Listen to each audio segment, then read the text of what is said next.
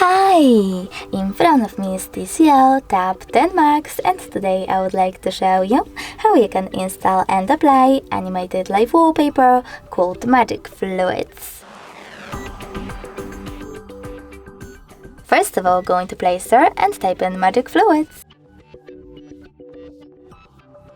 After that, install this free app from this developer, Mad Scientist, and open it.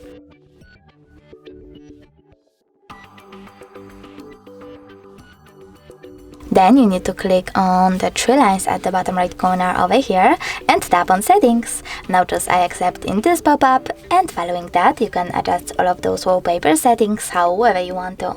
When you finish, click on the top right corner and bottom one again.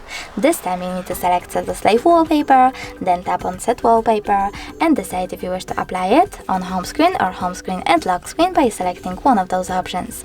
So now when I go back, as you can see, my wallpaper was successfully applied.